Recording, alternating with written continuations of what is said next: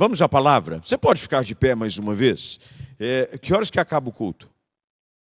10h15. Então eu tenho 20 e pouquinhos minutos para falar um pouco sobre algo que move o meu coração, que é a disposição de uma vida que busca servir a Deus com totalidade e integridade. Nós vamos à palavra Lucas capítulo 14. Se você puder pegar a sua Bíblia, abrir o seu smartphone, Lucas capítulo 14, verso 15 em diante.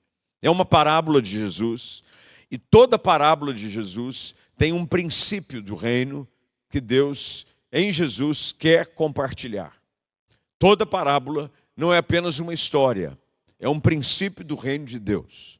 E eu quero pegar desta parábola, a parábola da grande ceia, e tirar alguns princípios práticos, facilmente aplicáveis, para você refletir como é que você tem vivido a sua vida. O texto diz, eu leio da Nova Almeida atualizada: ao ouvir tais palavras, um dos que estavam à mesa com Jesus lhe disse: bem-aventurado aquele que participar do banquete no reino de Deus. Jesus, porém, respondeu: certo homem deu uma grande ceia e convidou muitos. À hora da ceia, enviou seu servo para avisar aos convidados: venham, porque tudo já está preparado. Mas todos eles, um por um, começaram a apresentar desculpas. O primeiro disse: comprei um campo e preciso ir vê-lo. Peço que me desculpe. Outro disse: comprei 5 juntas de bois e vou experimentá-las. Peço que me desculpe. E outro disse: casei-me e por isso não posso ir. O servo voltou e contou tudo ao seu senhor. Então, irado, o dono da casa disse ao seu servo: saia depressa para as ruas e becos da cidade e traga para cá os pobres, os aleijados, os cegos e os coxos. Mais tarde, o servo lhe disse: patrão, já fiz o que o Senhor me mandou e ainda há lugar. Então o Senhor disse ao servo: saia pelos caminhos e atalhos e obrigue todos a entrar, para que a minha casa fique cheia. Porque digo a vocês que nenhum daqueles homens que foram convidados provará a minha ceia. Vamos orar? Você poderia curvar a sua cabeça, fechar os seus olhos. Pai eterno, nesta manhã, manhã de domingo, manhã de celebração na tua casa, graças te damos por poder adorar o teu nome, prestar o culto que é devido ao Senhor. E agora, diante da tua palavra, recebermos da parte do teu Espírito a instrução para a nossa caminhada, de forma tal que ela agrade ao Senhor. Fomos criados para te servir, fomos criados para o louvor da tua glória. E agora, fala conosco para que a nossa vida seja essa vida, a vida vivida para um fim maior, que é servir o Senhor com tudo que somos. Assim oramos e o fazemos no nome de Jesus. Amém. Assente-se, por favor. A vida é uma só. Você não tem outra vida. Você não é um gato. Quem é que é um gato? Não no sentido de ser bonito, viu, gente? Porque tem gente que se acha um gato ou uma gata. Mas nós não somos gatos. Os gatos, dentro da cultura, do folclore popular, diz o quê? O gato tem quantas vidas? 7 vidas. Bem, você não tem 7 vidas. Você só tem uma vida. A carta aos Hebreus diz que ao homem é dado morrer uma só vez. Vindo depois disso, o juízo. Você só tem uma vida. E a vida que você recebe de Deus é uma vida a qual você terá que prestar contas. A vida é um dom de Deus, é uma dádiva. Mas essa dádiva, dada gratuitamente, você não pede para nascer, você nasce. Você não pediu para nascer. Deus, na sua infinita sabedoria, soberania e graça, determinou que você fosse gerado no ventre da sua mãe e nascesse nesse tempo como um dom de Deus.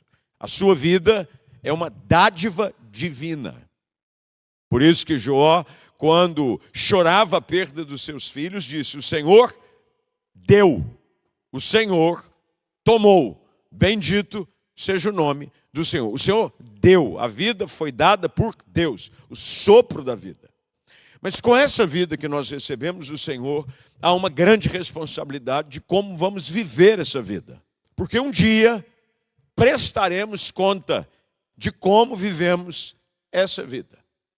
E aqui nessa parábola, Jesus está desafiando com princípios sobre como essa vida deve ser vivida e as responsabilidades que devem ser assumidas com essa vida. Quando nós assumimos esse compromisso de viver essa vida, Deus nos chama a um estilo que essa vida deve ser vivida. Se você vive a vida segundo a inclinação do seu coração, segundo o desejo da sua própria carne, a chance dessa vida dar errado é enorme, para não dizer certeira. Qualquer pessoa que vive a vida segundo a inclinação do seu próprio coração, segundo o desejo da sua própria carne, termina mal. A única forma de você viver a vida de maneira que ela vale a pena é vivendo-a segundo a orientação da palavra de Deus. A parábola fala de uma grande ceia, ou em algumas versões, um grande banquete. O dono da festa, aquele que estava oferecendo o banquete, e aqui ele está fazendo menção ao fim dos tempos, é o grande banquete, as bodas do Cordeiro. Ele diz: eu fiz um convite, e as pessoas aceitaram o convite. Bem, conte comigo que eu vou lá. Eu não sei se você já fez festas assim, ou quando você casou, se já é casado, fez algum tipo de recepção para os convidados. Normalmente, você pede confirmação de presença. Olha, estou fazendo uma festa, ou é meu casamento, e nós estamos oferecendo uma recepção, e nós precisamos que você confirme a sua presença por questão de organização. Então você faz uma festa para você comprar a quantidade de comida suficiente, cadeira suficiente, mesa suficiente, lugar à mesa suficiente.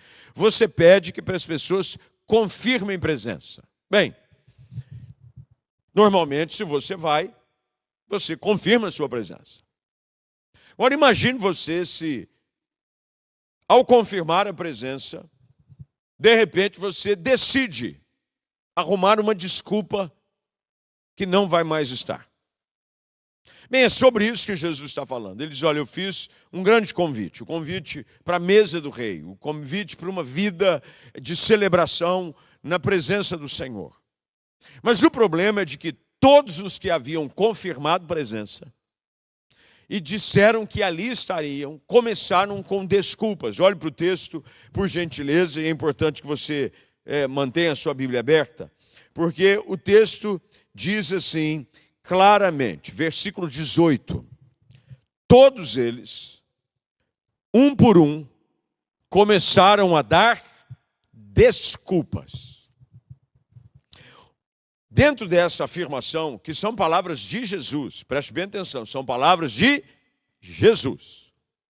Jesus está dizendo: as pessoas receberam um dom, uma graça, uma vida, uma oportunidade de estar na minha presença, de participar da minha mesa, só que eles escolheram viver uma vida que dá desculpas. Eu descobri através da minha caminhada, esse ano que passou agora, eu fiz 31 anos de ministério pastoral, 31, agora em dezembro passado. Se tem algo que eu percebi na caminhada, é de que quem se torna bom em dar desculpas, normalmente não consegue fazer nada de proveito na vida. A vida, quando você vive de desculpas, de alegações, por mais que elas sejam justificáveis, tiram você do propósito maior. Jesus está aqui falando sobre, não um pecado escancarado, mas o perigo que todos nós aqui corremos, de viver baseado em desculpas. Ao olhar para o texto aqui, você vai notar de que nenhuma das desculpas eram de motivação pecaminosa. Não havia pecado aqui. Não há aqui nenhuma conotação em tudo aquilo que Jesus diz de errado. Não, ninguém estava aqui pecando, ninguém estava ali se envolvendo em coisas que desobedecessem a Deus, mas o fato é de que eles estavam dando desculpas para viver a sua vida fora do propósito pelo qual ela foi criada. O primeiro deles fala que estava envolvido com algo que comprou. Uma terra, por exemplo, foi anunciado aqui que se comprou uma propriedade. Comprar propriedade é bênção. A igreja adquire uma propriedade em Pine Hills.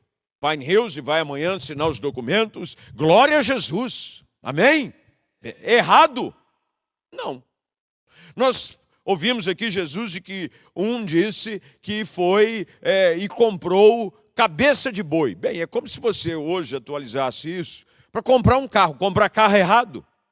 Não, é fonte de bênção. É. O outro disse que casou e não poderia ir. Casar errado? Não vai se arrepender agora que já é tarde demais. Principalmente se o seu cônjuge estiver do seu lado. Casei. Casar é bênção, é ou não é? É bênção, a Bíblia diz. Casar não é errado. O problema é quando você usa aquilo que é importante para se transformar e tomar o lugar daquilo que é o principal. E Jesus está chamando a atenção aqui exatamente para pessoas que viveram a sua vida e vivem a sua vida, dando desculpas para não assumir o que é mais importante, o que é prioridade, e dar lugar àquilo que tem o seu valor, mas que não pode tomar o lugar daquilo que é o mais importante. Dentro disso, e no tempo que eu tenho, não tenho muitos minutos, eu queria que você anotasse, se possível. Vai ser muito útil para você. Porque o que eu quero compartilhar com você é como se fosse uma diretriz. São diretrizes para você viver uma vida com foco que vale a pena para a glória de Jesus. Está preparado ou não? Então você vai sair daqui com reflexões para a sua vida, você vai fazer como no espelho. E se tiver alguma coisa fora desse padrão, Deus quer, nessa manhã, pela sua palavra, ajudá-lo a viver uma vida que valha a pena ser vivida para a glória do Senhor. Primeira coisa é que se você quiser viver uma vida que agrada a Deus e que viva dentro de um propósito, você vai ter que abandonar as mesmas velhas desculpas. Nós gostamos de desculpas, principalmente quando nós temos uma boa desculpa. Talvez você já tenha assumido um compromisso, e no meio do compromisso, eu não sei, tem gente que é assim, assume compromisso quando está animado. Aí depois o ânimo vai embora e você está com compromisso e diz assim, onde eu estava com a cabeça que eu disse que ia lá? Onde eu estava com a cabeça que eu disse que ia fazer aquilo? E aí você vai atrás de uma boa desculpa. Essa é uma boa desculpa. Essa é uma desculpa legal, uma desculpa arrumada. E você até se sente orgulhoso da desculpa que você arrumou. Mas Jesus está aqui chamando a atenção de que o problema é de que todos aqueles que foram chamados para comunhão, porque veja, ceia, banquete, nas Escrituras, é lugar de comunhão. Jesus está dizendo, eu convidei vocês para um ambiente de comunhão, à mesa comigo, participar de um banquete, algo que eu preparei. Deus preparou algo para nós. Você acredita que Deus tem preparado para algo em nós, em Cristo Jesus? Você crê nisso ou não? Eu creio. É como se Jesus estivesse dizendo no texto para nós hoje, olha, eu preparei uma mesa para você, um lugar com o seu nome reservado, mas você encontrou uma boa desculpa para não estar presente. Eu tenho descoberto de que se nós cada vez mais nos rendemos às boas desculpas, nós nos privamos do melhor de Deus para a nossa vida. Jesus está dizendo aqui que essa vida ocupada demais, porque todos eles estavam ocupados. O que eles estavam dizendo?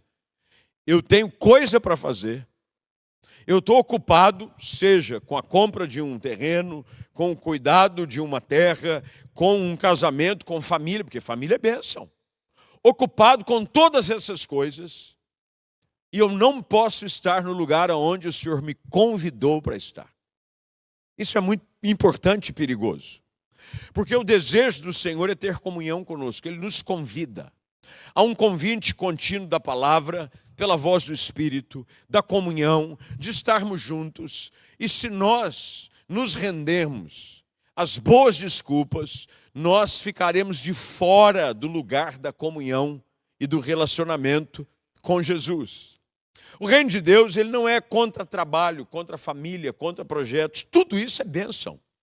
É no Gênesis que Deus diz: do suor do teu rosto comerás. O trabalho, meu irmão, não é algo que o diabo inventou. Foi Deus que inventou o trabalho.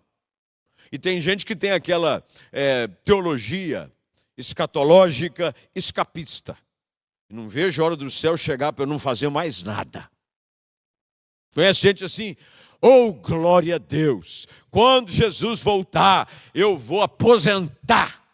Você lê a Bíblia direito, porque não é isso que a Bíblia diz. Nós vamos trabalhar.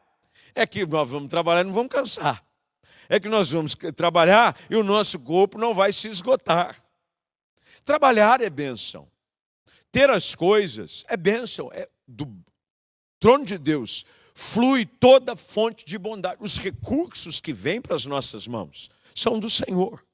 A família é bênção. O problema é quando você usa essas coisas como um argumento para determiná-las como a prioridade maior e deixa as coisas de Deus de lado.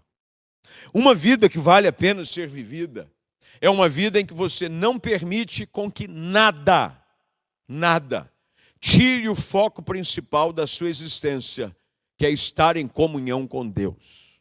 Portanto, nessa manhã, elimine as desculpas que tiram você do lugar aonde Deus te convida a estar. Na presença dele em oração, num tempo de devocional, na comunhão da igreja. Olha que coisa, é simples demais ter comunhão, meus irmãos. Porque o culto que nós temos aqui é um dia na semana, de 1h15. Eu fiz a conta aqui, se começa às 9, termina às 10h15, 1h15.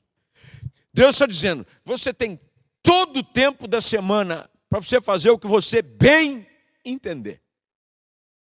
Eu só peço que você dê a prioridade de um dia na semana, por 1h15, mostrar que eu posso te esperar com o lugar à mesa que eu preparei para você.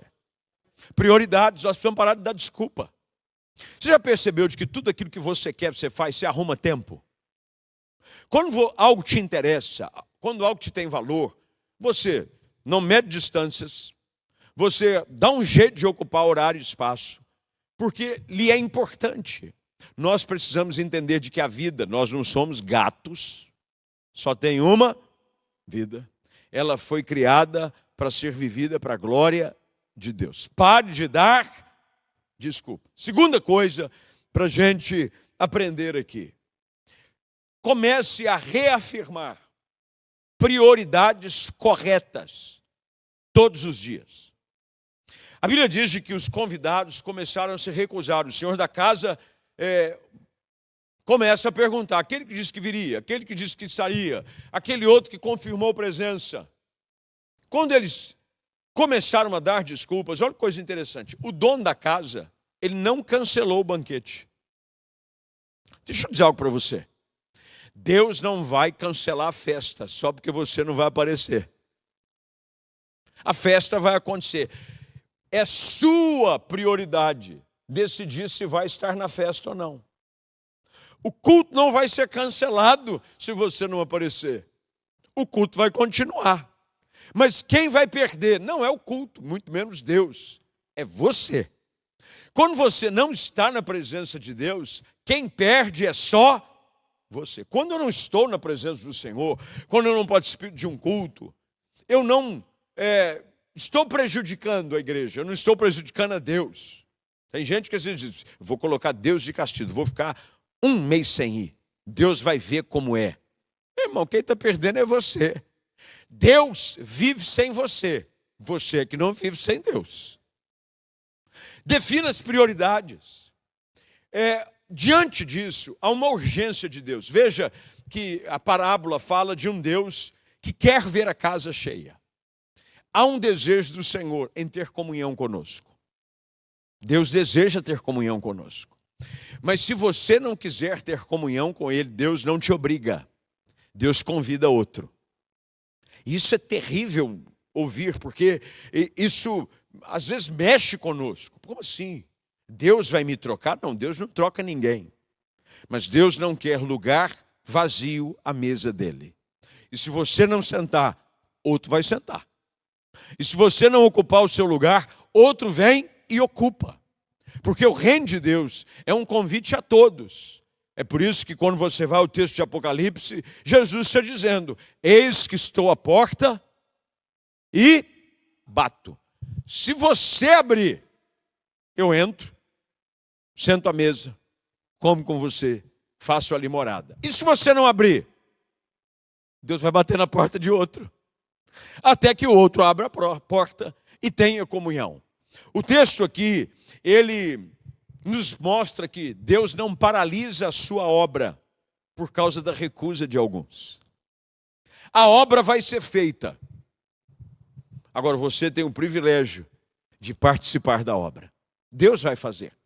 Independente de nós, a despeito das nossas limitações, mas nós temos o privilégio de participar de algo que Deus está fazendo.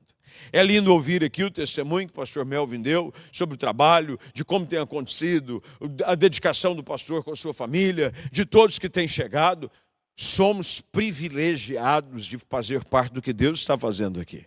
Agora deixa eu dizer uma coisa para você. Se nós não o fizéssemos, outros fariam. Porque a obra de Deus não é um privilégio e nem uma exclusividade de alguns. Deus está chamando trabalhadores para a seara. Aqueles que se dispõem a participar terão os seus nomes registrados como aqueles que participaram daquilo que Deus havia determinado a fazer. As prioridades, nós precisamos reafirmar nossas prioridades. O que é mais importante precisa continuar mais importante. Isso quer dizer de que eu preciso realinhar a minha agenda, realinhar o meu coração, realinhar as minhas decisões, de tempo em tempo, se não todos os dias. Eu preciso fazer uma pergunta a mim mesmo: será que aquilo que eu determinei ou estabeleci como prioridade para a minha vida é o que Deus tem de mais importante para mim? Porque a vida pode nos ocupar com coisas que Deus não tem nada a ver com isso. E às vezes nós podemos até rotular como se estivéssemos fazendo coisas para Deus que Deus não nos pediu para fazer. Nós podemos ser hiperativos e não ser produtivos na obra. Eu preciso realinhar aquilo que Deus me chama a fazer de acordo com a sua palavra. Quando Deus está no centro da vida de alguém, todo o resto encontra o seu lugar. Tudo começa com um coração entregue, um coração centrado na palavra, um coração na presença de Jesus. Terceiro lugar, quando Jesus expõe essa parábola e a conta, ele fala de uma urgência espiritual. Meus irmãos, os dias são dias urgentes. Todo dia é um dia urgente, porque todo dia é o último dia de alguém. Você já parou para pensar nisso, não? Todo dia é o último dia de alguém. Assim como todo dia, um dia poderá ser o seu último dia. Por isso que urgência é algo que deve mover o coração de alguém quando se diz respeito a fazer as coisas de Deus. Há uma urgência. Urgência em falar do amor, em pregar o evangelho, em espalhar as boas novas, em convidar pessoas, em dar bom testemunho, de falar da graça de Jesus e poder entender nessa parábola a urgência que Jesus nos mostra aqui nesse texto. Quando ele dá a palavra ao seu servo dizendo: comece a convidar pessoas, sai pelas ruas, convida quem passar, porque ele diz: ainda há lugar à mesa. Ainda há lugar à mesa, mas haverá um dia em que Deus vai dizer: inscrições encerradas. ninguém mais pode entrar. Lembra da parábola das 10 virgens? 5 mantiveram óleo na sua botija. Outras 5 viveram de uma forma desleixada. Mas será que o noivo vem ou não vem? Mas ele está demorando para vir. De repente, eis o noivo.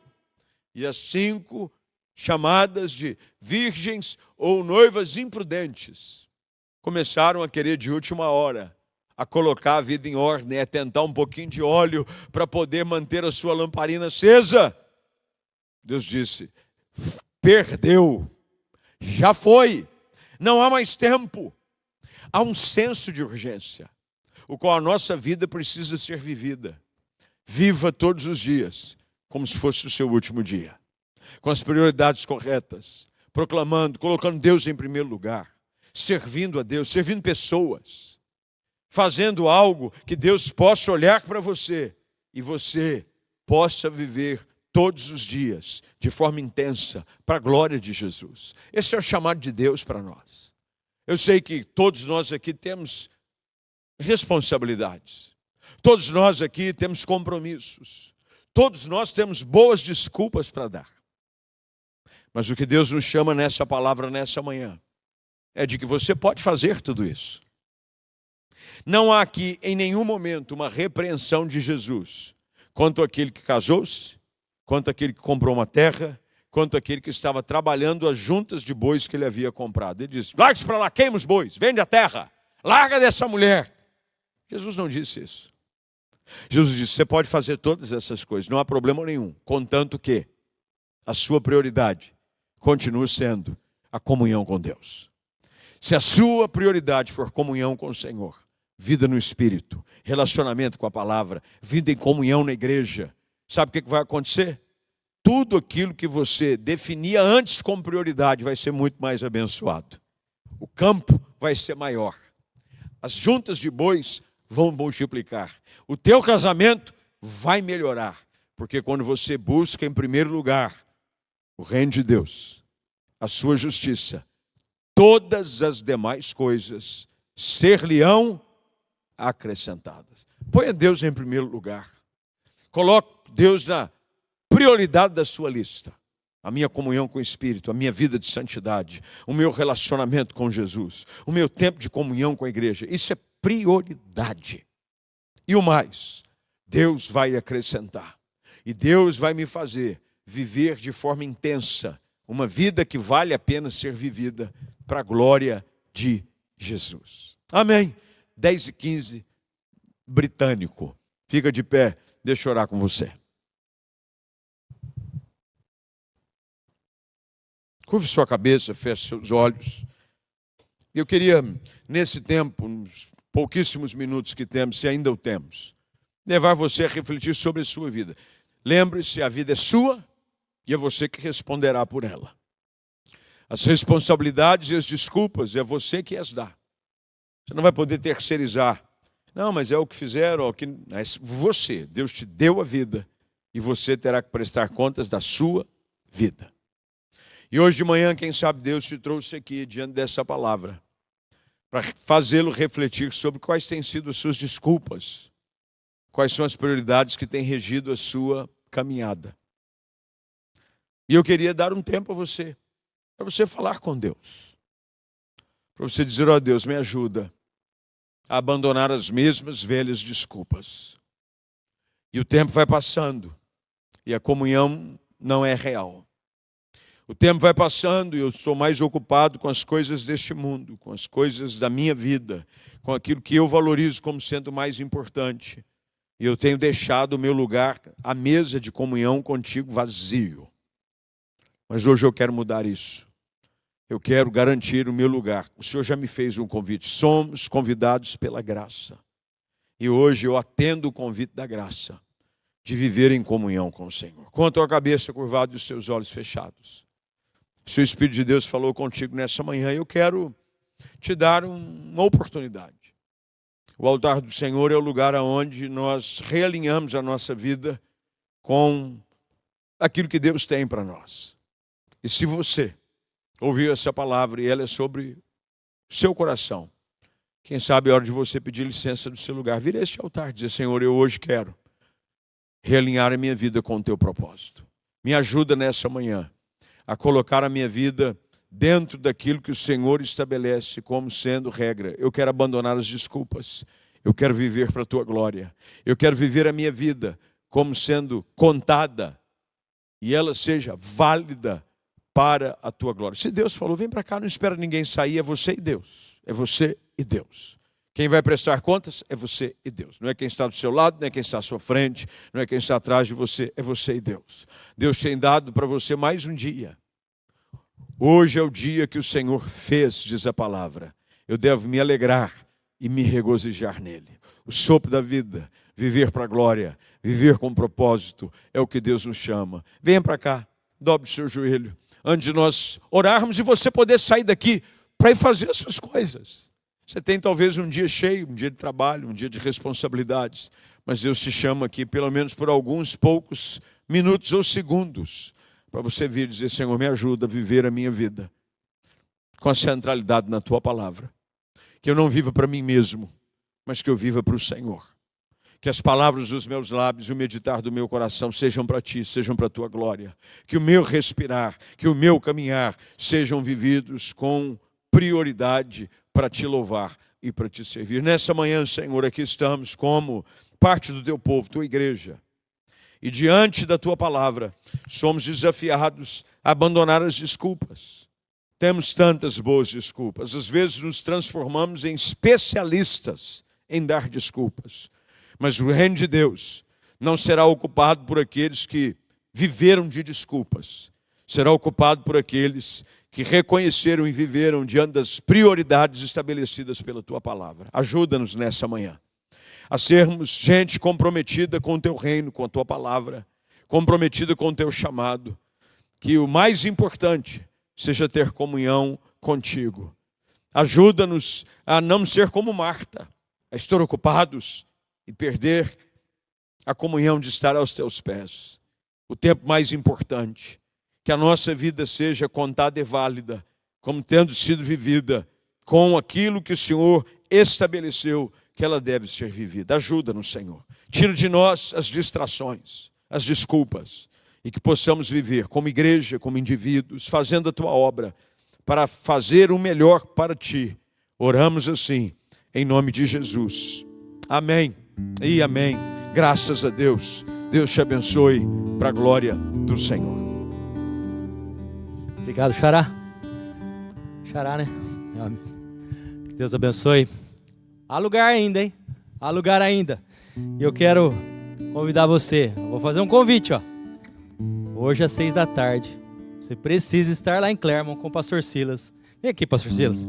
Eu apresentar direito, né? Não apresentei eles. Mas o pastor Silas é o nosso pastor que está fazendo trabalho em Clermont. Começou em agosto do ano passado, na casa dele. Você sabe como é que é a igreja em casa? Igreja em casa é uma bênção, né? Mas quando você tem um lugar para cultuar é muito melhor, não é verdade? Então, nós vamos começar hoje às 6h, oficialmente, todos os domingos ali. E você é muito bem-vindo para fazer parte e estar ali e junto conosco. Tá bom? Que Deus te abençoe. E a Lu também, ele só tem 4 filhos, né? Já vem mais, né? Não sei, Deus proverá, né? Tá bom.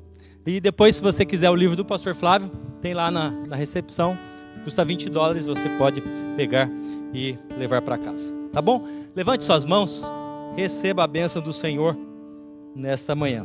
Senhor, nós te louvamos por essa manhã tão preciosa, em que podemos estar juntos, adorar o nome do Senhor juntos, e pedimos a tua bênção agora, Senhor, que o grande amor de Deus, o nosso Pai, e que a graça bendita e maravilhosa de Jesus o Filho, e que a doce comunhão, a presença do Espírito Santo de Deus, esteja sobre todos nós, desde agora e para sempre. Amém. E amém. Olha, tem uma família toda visitando aqui, ó. Filho do pastor Paulo Bodini está aqui, amigo nosso. Você pode dar um abraço. A senhora também está visitando, não é? Primeira vez. Bem-vinda. Deus te abençoe. Vocês também, primeira vez. Deus abençoe vocês. Muito bom ter vocês conosco. E quem mais? Quem mais está lá atrás? Os pais do Davi também. Estão visitando. Deus abençoe. Bem-vindos. Viu? Tenha um bom domingo. Dê a paz para quem está perto de você. Receba a paz. E quem quiser, nossa classe de novos membros vai ser aqui do lado. Vai na paz do Senhor. Bom domingo.